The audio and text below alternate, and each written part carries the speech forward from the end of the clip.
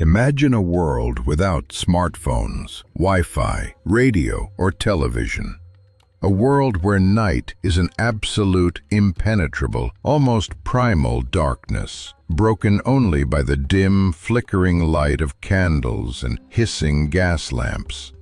A world where energy is the raw, visible, thundering power of steam, chained within cast-iron boilers. This was the world of the 19th century. Now, imagine a single man who, alone, by the force of his mind, ignited this dark world. A man who tamed alternating current, the invisible soul of electricity, and made it race through thin wires for thousands of miles, flooding our cities with light. A man who invented radio, X-rays, fluorescent lamps, drones, and the very induction motor that silently powers your electric cars today. This man's name was Nikola Tesla. But this is not the success story so beloved by Hollywood. This is a tragedy of Shakespearean proportions. What if I told you that the man who effectively created the 20th century and foresaw the 21st died in complete solitude and abject poverty in a cheap New York hotel room with unpaid bills? That his greatest discoveries, which could have forever changed human civilization, were either stolen and claimed by others, or ridiculed and buried in archives for decades. That his greatest, most humane dream, to give all of humanity free, wireless energy, drawing it directly from the earth and air, was deliberately and ruthlessly destroyed by those who saw it as a mortal threat to their financial empires. This is not just the story of an inventor. This is the story of a modern-day Prometheus, a genius who brought the fire of electricity to mankind, and for his gift was chained by invisible links to a rock of obscurity and poverty. Who was he really? A mad scientist, a century ahead of his time? Or a dangerous visionary, broken and crushed by a ruthless system built on greed?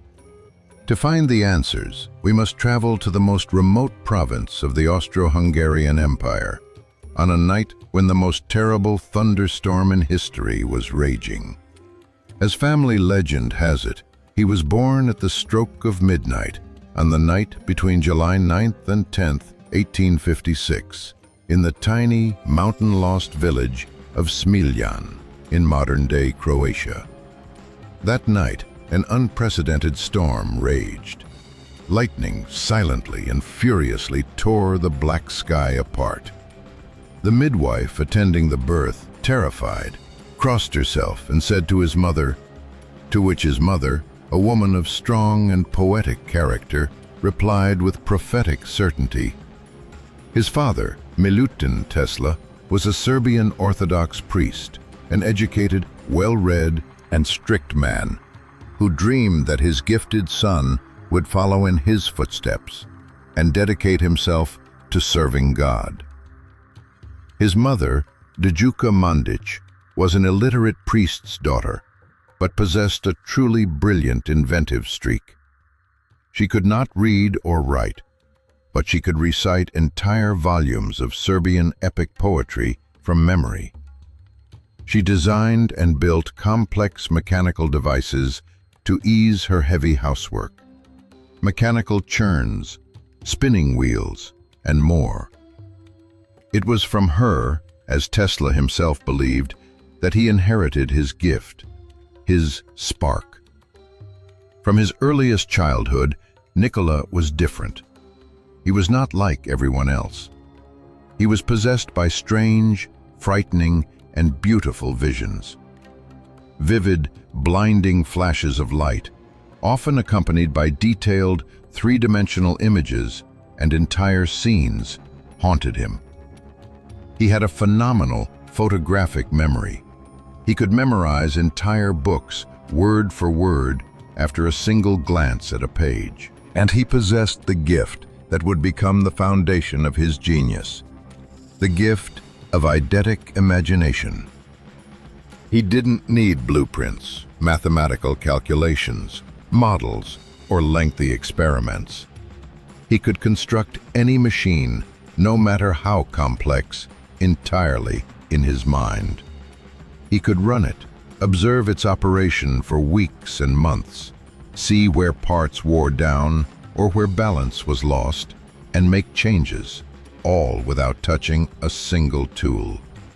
His mind was a perfect virtual laboratory, a flawless simulator of reality.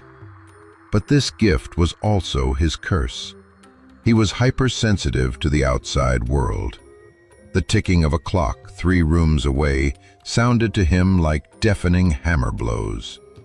A fly landing on a table across the room would cause a dull roar in his ears. The rumble of a carriage several blocks away would shake his entire body. He suffered from countless obsessions and phobias. He had a panic-stricken fear of germs, demanding sterility in all things. He could not touch another person's hair. He was horrified by women's earrings, especially pearls, and the smell of camphor. He was compelled to count his steps while walking and to calculate the volume of his soup bowl and coffee cup before consuming their contents. He was a genius, trapped in the fragile, hypersensitive prison of his own acutely perceptive mind. His father insisted on a career in the priesthood, but Nikola, in love with physics and mathematics, dreamed of engineering. Their conflict was long and painful. Fate intervened in the form of an illness that nearly claimed his life. At 17, he contracted cholera and was on the brink of death. For 9 months, he lay unable to move, his body ravaged. When the doctors had given up on him, his father entered the room to say goodbye, telling him he would soon recover. Nikola looked at him and said softly, his father, willing to do anything to save his son, solemnly swore he would send him to the best engineering university in Europe. And, as if by magic, Nikola began a slow but steady recovery. He would later say it was not an illness, but a granted to him by fate. He enrolled at the higher technical school in Graz, Austria. It was here, in his 2nd year, that he first encountered the problem that would define his entire life and career.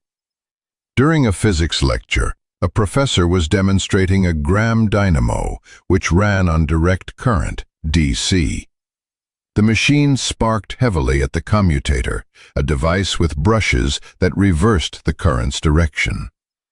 The professor explained this was an unavoidable, fatal flaw of direct current. At that moment, the young, audacious student Tesla stood up and declared that it was not so. He said it was possible to create a motor without this imperfect, sparking commutator, without brushes. A motor that would operate on a completely different, more elegant principle. A rotating magnetic field created by alternating current. The professor ridiculed him in front of the entire class. He dedicated a whole lecture to proving it was mathematically and physically impossible, comparing Tesla's idea to an attempt to build a perpetual motion machine. For Tesla, this was a challenge, a personal affront to his intellect. The idea of an AC motor consumed him completely. It became his obsession.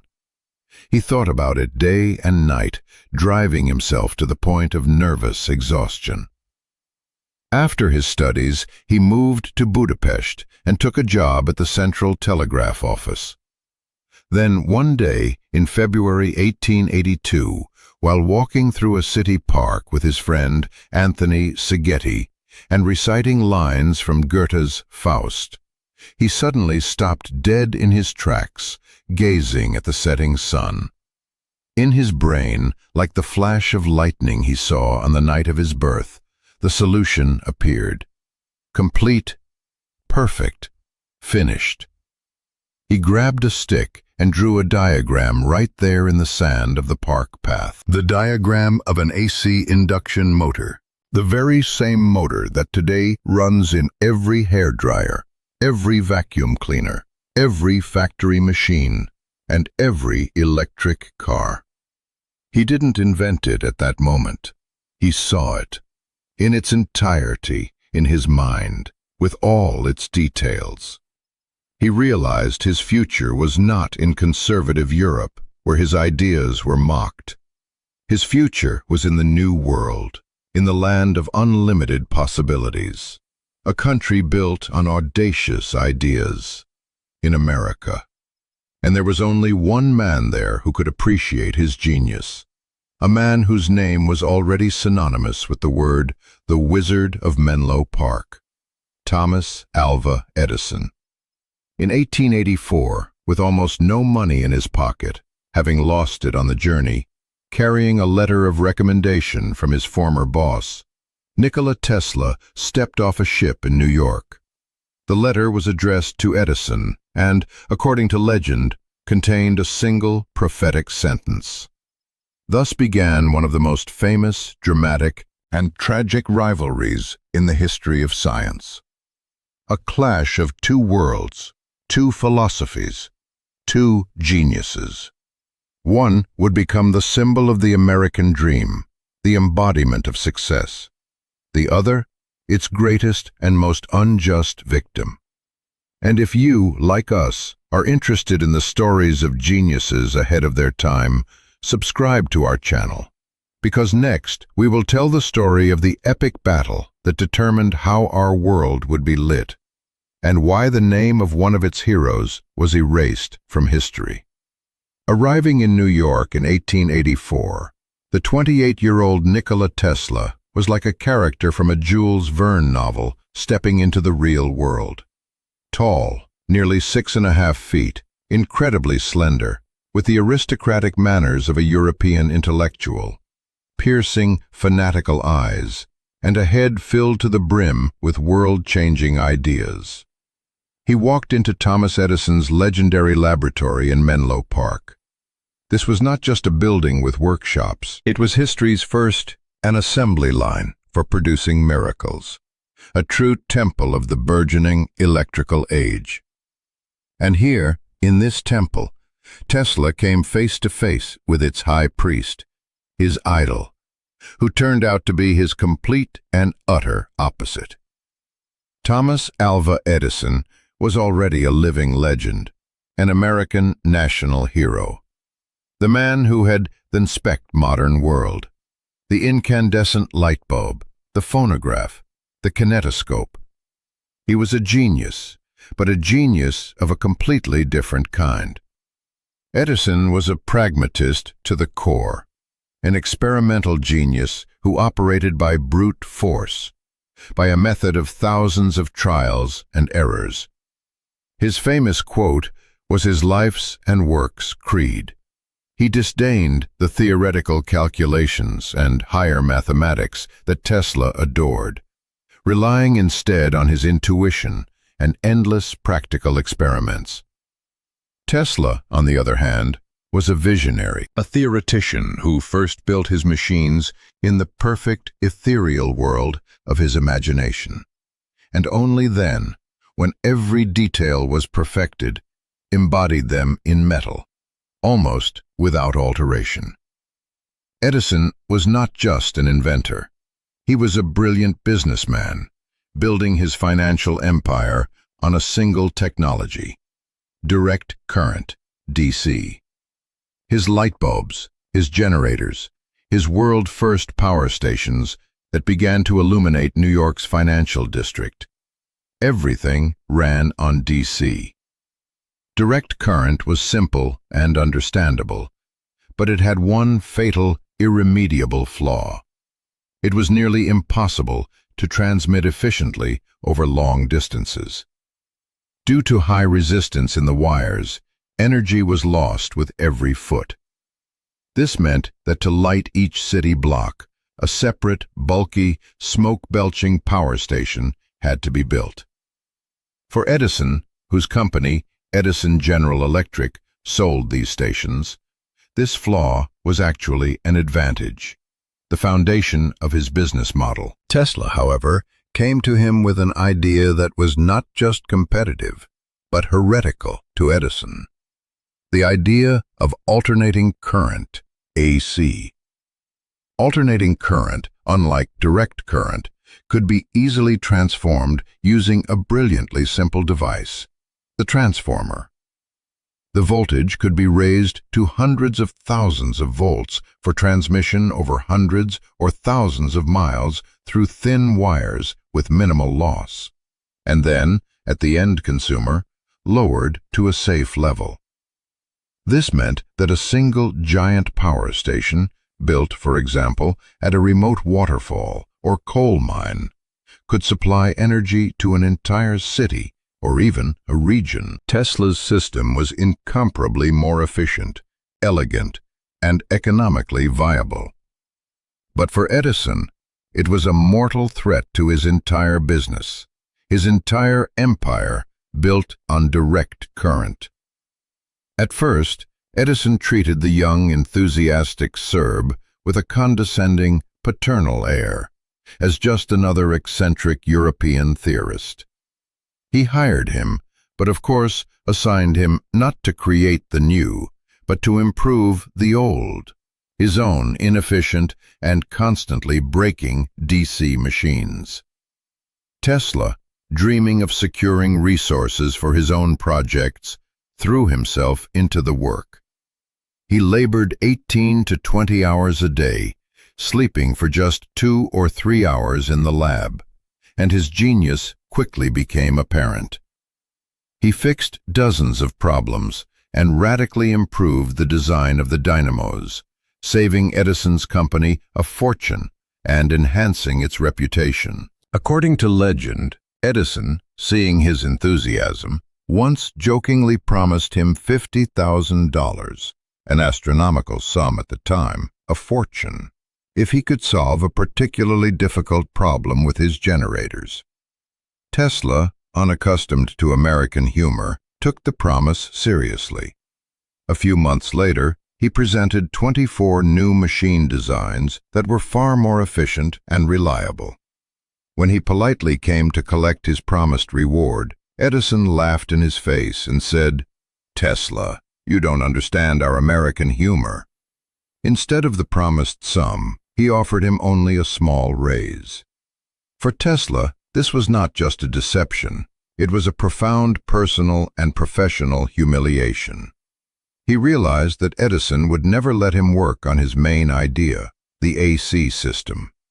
He saw him only as a talented but dangerous competitor to be kept in check. That same day, Tesla quit. The darkest and most humiliating period of his life began. The genius who, just months before, had astounded professors in Europe with his knowledge, was now digging ditches on the streets of New York for $2 a day just to keep from starving. But even then, swinging a pickaxe under the scorching sun, he never stopped thinking about rotating magnetic fields. Salvation came in the form of a few investors who, hearing of his ideas, believed in him. They helped him establish his own company in New Jersey, the Tesla Electric Light and Manufacturing Company. In his small but personal laboratory, Tesla finally had complete freedom, and he worked a miracle. In a few months, he not only built but perfected his entire polyphase AC system for industrial use. Generators, transformers, a distribution system, and most importantly, his brilliant AC induction motor, which ran without brushes or a commutator, was as simple as a rock, as reliable as a hammer, and practically eternal. In 1888, he received his 7 key patents that described the entire system. This system was ready to conquer the world. And here, the third and main player in this drama enters the stage. A man who was not a genius inventor, but a genius industrialist, George Westinghouse. Westinghouse, who had made his fortune inventing the air brake for trains and built an empire upon it, was already betting on alternating current, understanding its advantages. but he lacked a reliable and efficient AC motor. Upon seeing a demonstration of Tesla's motor, which started easily and ran without sparks or noise, Westinghouse, an engineer and a businessman, instantly knew this was the future. This was the missing link that would allow him to crush Edison's monopoly. He immediately made Tesla an offer he couldn't refuse. He invited him to Pittsburgh, listened to him, and proposed royal terms. He bought all 40 of Tesla's patents for the AC system for the enormous sum of $1 million in cash and stock. And, most importantly, he promised to pay Tesla a lifelong royalty, $1 for every horsepower of electricity produced using his patents. Overnight, Tesla became fabulously wealthy and famous. His dream was beginning to come true. For Thomas Edison, this was a declaration of war, a total, ruthless, and dirty war of currents. Edison, realizing his DC system was doomed in a fair technical and economic competition, launched the first large-scale smear campaign in history. His goal was not to prove the superiority of his technology, but to instill a primal, irrational fear of his competitors' technology in the public mind. He set out to prove that alternating current, AC, was a deadly, demonic, alien technology, while his direct current, DC, was safe, reliable, and he began with public demonstrations. His agents, armed with a Westinghouse AC generator, traveled the country, and in front of the public and sensation-hungry journalists, electrocuted stray cats and dogs rounded up from the streets with alternating current. They then moved on to larger animals, calves and horses. The gruesome campaign culminated in the public execution of a circus elephant named Topsy on Coney Island, who was also killed by a jolt of alternating current. The event was even filmed. But even that wasn't enough for Edison. He secretly funded the development of a new, humane method of execution, the world's first electric chair. And, of course, he insisted that the chair be powered by Westinghouse's alternating current. The goal was simple: to make the words alternating current synonymous with execution in the public consciousness. The lawyers for the first man sentenced to death by electric chair even tried to appeal the sentence on the grounds that it was cruel and unusual punishment. Edison, to prove the chairs, secretly testified in court, claiming that death by AC would be instantaneous and painless. The first execution, in 1890, was a nightmare. The unfortunate convict's body was literally cooked, but he did not die instantly. It was a monstrous spectacle. But Edison had achieved his goal. Newspapers ran headlines like, "Westinghouse extum exists a man." Westinghouse and Tesla were appalled by these barbaric methods, but they accepted the challenge. Their main weapon was a clear demonstration of their system's safety and efficiency. The culmination of their counter-campaign was the 1893 World's Columbian Exposition in Chicago. It was a grand event, a fair of the future, celebrating the 400th anniversary of America's discovery. The battle for the contract to light the fair became the decisive, final battle of the War of Currents. Edison and his consolidated company, General Electric, which had absorbed his competitors, demanded a huge sum. Westinghouse, using Tesla's cheaper and more efficient system, offered a price nearly half as low, and he won. The opening night of the fair was Tesla's greatest triumph. U.S. President Grover Cleveland pressed a symbolic golden button, and 100,000 light bulbs, specially designed by Tesla to be more durable than Edison's, flooded the vast fairgrounds, its white city, with a dazzling, unprecedented light. It was a miracle. Millions of Americans, accustomed to dim gas lighting, saw a city of light for the first time. They saw the future, and that future ran on alternating current. And in the center of the fair, in his own pavilion, Tesla put on a true magic show. Elegant in a flawless tuxedo and white gloves, like a modern Zeus, he passed hundreds of thousands of volts through his body, lighting phosphorescent bulbs in his hands that were not connected to any wires. The audience was enthralled and in reverent awe.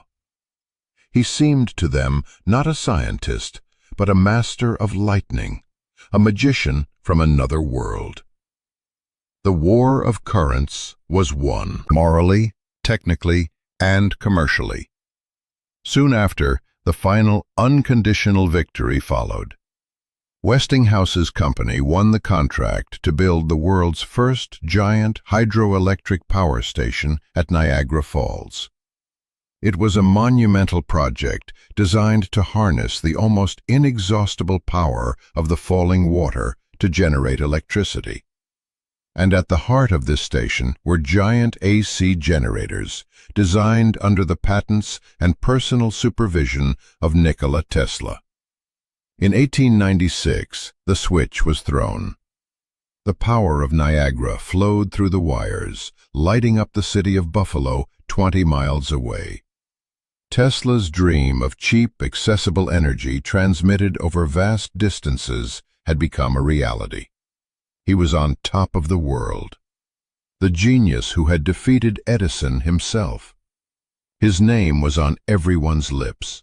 He was rich, famous, and welcomed into the highest circles of New York society. It seemed that an even greater, endless triumph awaited him. But it was at this moment, at the peak of his fame, that he took his first fatal, noble, and utterly self-destructive step toward oblivion. George Westinghouse, having spent a fortune on the War of Currents and the Niagara project, found himself on the brink of bankruptcy. The bankers, willing to save his company, imposed one cruel condition: get rid of the burdensome contract with Tesla, which required them to pay him lifelong royalties that, as electrification grew, could amount to billions of dollars. Westinghouse, a man of honor, went to Tesla and frankly explained his problem. He said the company would not survive if it continued these payments. And Tesla, who was a visionary, not a businessman, who believed in their shared dream more than in personal wealth, committed an incredible, almost saintly act. He took the contract that made him one of the richest men in the world, and before the stunned Westinghouse, tore it to pieces. He released Westinghouse and his company from all future obligations. He believed that money was not the most important thing to him. What mattered were his new, even grander ideas, for which he was sure he could always find funding. He did not know that by tearing up that contract, he was severing his only lifeline. He voluntarily relinquished the financial independence and the power it provided. And this noble but tragically naive act would make him, for the rest of his life, dependent on the whims of investors and bankers who would first support him, capitalizing on his genius, and then, when his ideas became too radical and threatened their own profits, would ruthlessly betray him. He had won the War of Currents, but he was preparing to enter a new, far more dangerous war. The war for his wildest dream. The dream of a wireless world. Having won the War of Currents, Nikola Tesla became the undisputed king of electricity. His name thundered on both sides of the Atlantic, for a time even eclipsing the fame of the pragmatic Edison. He was not just a scientist. He was a superstar, a media personality, the living embodiment of scientific progress and the mysteries of the universe.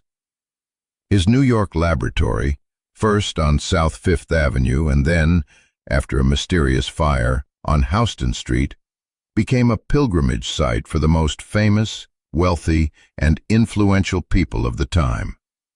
It was not just a workplace, it was a theater of magic and science. The writer Mark Twain, who loved scientific novelties and was an amateur inventor himself, was a frequent guest and a close friend.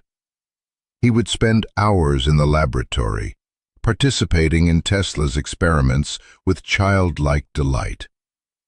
A famous photograph survives, showing Mark Twain standing on a platform, holding a wireless lamp glowing in his hands, illuminated by a high-frequency field.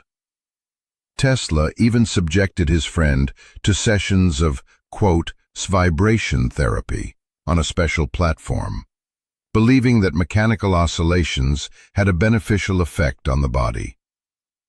Wall Street financiers like Colonel John Jacob Astor IV, owner of the Waldorf Astoria Hotel, sought his company and invested in his new ventures, seeing him not only as a genius, but as a goose that laid golden eggs. Journalists besieged him to hear his incredible, almost outlandish predictions about the future. And he did predict. With frightening prophetic accuracy, he spoke of a world where news, music, and even images would be instantly transmitted across the globe without wires, creating a quote of a world where every person would carry a small, easy-to-use device in their pocket for personal communication. Of a world where machines controlled from a distance, delight as he called them, would perform all heavy and dangerous work, freeing humanity from slavery and war. Of a world where energy would be virtually free and available at any point on the planet, no matter how remote. He described our 21st century with such precision that it seemed less like a scientific forecast and more like a memory of the future. But for him, these were not just fantasies. They were a concrete, clear engineering challenge. Having given up millions of dollars from Westinghouse, he was completely free. And he plunged headfirst, with fanatical obsession, into his new, all-consuming passion, the study of high-frequency currents and the wireless transmission of energy. In his laboratory, which resembled a wizard's cave from 1001 Nights, he created true marvels that awed his contemporaries. He invented and perfected the Tesla coil, a resonant transformer that generated alternating voltage of the highest frequency and incredible power. These coils produced spectacular, deafening, ball-lightning-like artificial discharges, several meters long, in his lab. He learned to pass these currents of hundreds of thousands of volts through his own body, lighting gas discharge lamps in his hands that were not connected to any wires, proving that high-frequency current, unlike low-frequency current, was safe for humans. These public demonstrations had a stunning, almost religious effect on the public. But for him, they were not tricks. They were scientific experiments, proving the possibility of transmitting energy through space, through the human body itself. It was during these experiments that he made his next great discovery, one that should have made him even richer and more famous, but ultimately brought only bitterness. He found that with his coils he could transmit not only energy, but also information. He created the first powerful transmitters and sensitive receivers. In 1893, 2 years before Guglielmo Marconi's first experiments, he publicly demonstrated all the key principles of radio communication in a lecture at the Franklin Institute in Philadelphia. He transmitted a signal from one end of the hall to the other without wires. In 1898, at Madison Square Garden, during a grand electrical exhibition, he presented the world's first fully radio-controlled device to the public. A small, heavy iron boat that floated in a pool, turning on lights, turning and stopping in response to his commands from a control panel. The public was in shock.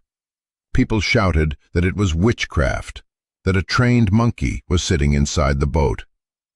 No one understood that they had witnessed the birth of the era of drones, robotics, and remote control. He obtained all the foundational patents for radio. It seemed another gold mine was in his hands.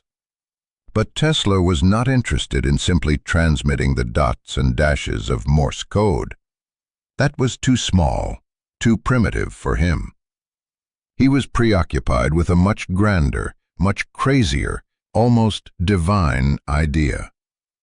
He believed it was possible to wirelessly transmit not just weak signals, but vast amounts of energy. Energy sufficient to light cities and power industrial plants, all over the world. And, most terrifyingly for the establishment of the time, for free. His theory, based on experiments, was this: the Earth and its upper conductive atmospheric layers, the ionosphere, form a giant spherical capacitor. If this system were pumped with energy at a specific resonant frequency, that energy could be drawn at any point on the planet using a simple receiver with a ground connection. To prove this in practice, he needed a new type of laboratory and new, vast sums of money.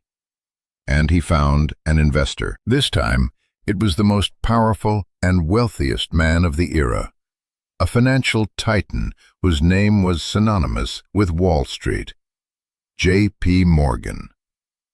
Morgan was a shark of capitalism, a man who built monopolies and despised competition. He was one of those who had financed Edison in the War of Currents, but now, seeing the crushing victory of alternating current, he decided to bet on the new favorite. Tesla came to Morgan with a clever, carefully crafted proposal. He said he was building a world wireless system that would allow for the instantaneous transmission of stock quotes, news, and personal messages across the Atlantic. This was a direct challenge to the expensive and slow transatlantic telegraph cable, which Morgan himself partly controlled. Tesla kept silent about his main, true goal: free energy. He intuitively sensed that Morgan, a man who made money selling copper for wires and the energy that flowed through them, would never finance a project that would make both obsolete. Morgan, seeing in Tesla's project an opportunity to create a new, absolute monopoly on global communication, agreed. He gave Tesla $150,000, an astronomical sum, equivalent to many millions today, to build a giant transmitting station.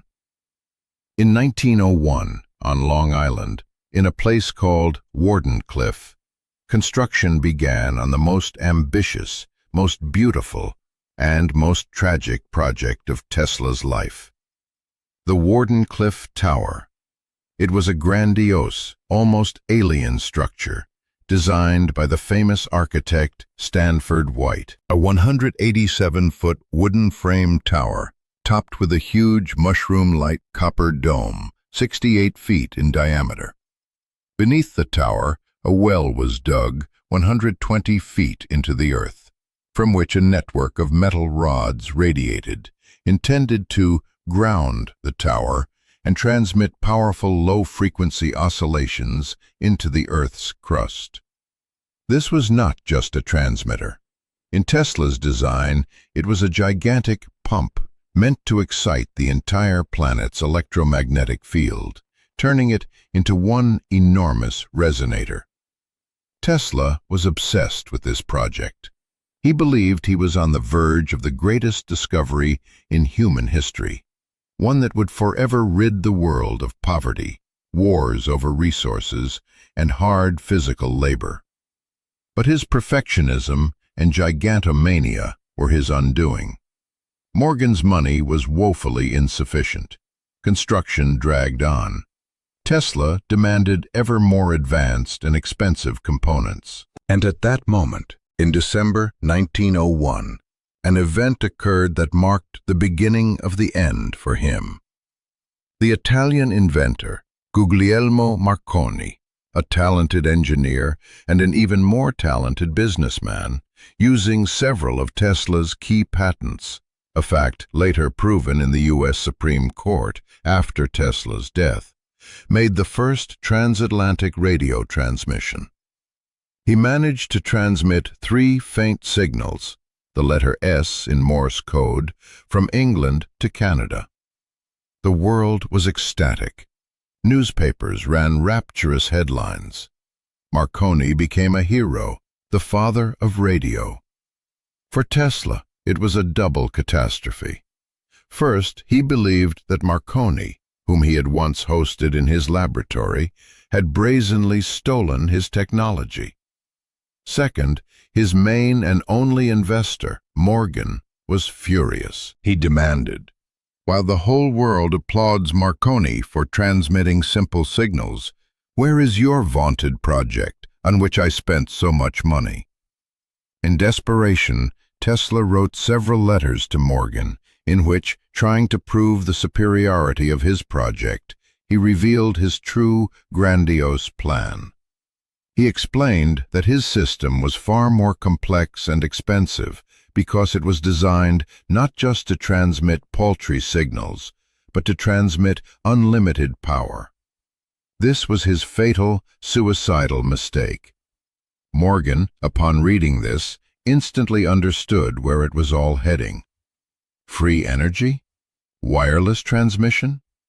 But how would you install meters? How would you control it? And most importantly, how would you sell it?